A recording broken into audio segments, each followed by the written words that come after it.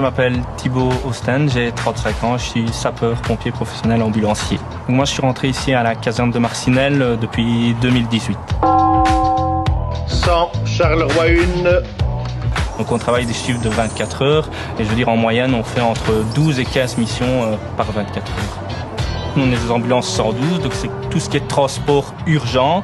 Donc là, on devient un véhicule prioritaire. Donc là, c'est pour ça qu'on a les feux bleus clignotants et un avertisseur sonore spécial, donc la sirène.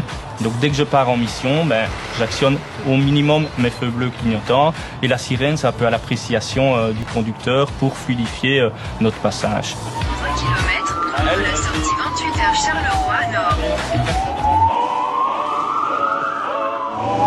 Donc là, j'ai un feu rouge. Tu sais quand même regarder un coup, donc je décide. C'est bon, parfait. S'ils sont autorisés à passer au feu rouge et à dépasser les limitations de vitesse, les ambulanciers sont quand même tenus de respecter certains points du code de la route. Par exemple, je veux dire, on ne peut pas utiliser notre GSM au volant, on est obligé de mettre notre ceinture de sécurité et on ne peut pas franchir un passage à niveau si le feu est rouge. Lors d'un ralentissement, les automobilistes doivent former un couloir de secours, mais celui-ci n'est pas toujours aussi bien respecté. C'est compliqué ici. Vraiment tout juste au niveau de... Ouais. Et voilà. Donc, si vous êtes sur la bande de gauche, vous serrez au maximum sur la gauche. Les usagers de la bande du milieu se serraient au maximum sur la droite de cette bande-là afin que nous, on puisse passer entre la bande de gauche et la bande centrale. Et ça nous permet en fait d'avoir une conduite assez fluide et ne pas perdre de temps, je veux dire, dans des embouteillages ou quoi que ce soit pour atteindre notre mission le plus rapidement possible.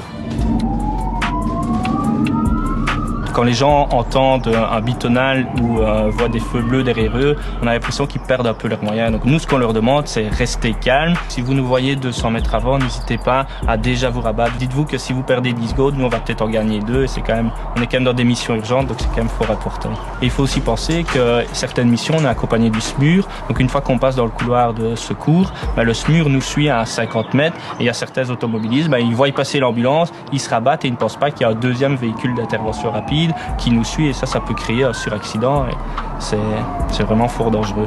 Que faites-vous si les autres usagers de la route ne vous donnent pas la priorité? On essaye d'avoir un regard un peu plus lointain, justement le convoyeur essaye de lui vérifier, fait attention à droite, il y a une voiture qui pourrait sortir, donc on essaye, mais ça peut nous mettre en danger quand ils ont des réflexes, par exemple si on les suit et qu'ils pilent sur les freins, qu'ils s'arrêtent, là on a quand même un véhicule de plus ou moins 3 tonnes, donc il faut quand même, on ne s'arrête pas comme on veut. Donc oui, ils nous mettent de temps en temps en danger. En 4 ans de carrière, est-ce que vous avez déjà vécu un accident ou ici au sein de la caserne, est-ce qu'il y a eu déjà des accidents? Moi personnellement, je n'ai jamais eu d'accident au niveau des ambulances, mais oui, on a déjà des collègues qui ont eu des accidents avec d'autres usagers. Une priorité de droite que les gens prennent alors que le bitonal et les feux bleus sont actionnés, ça peut arriver.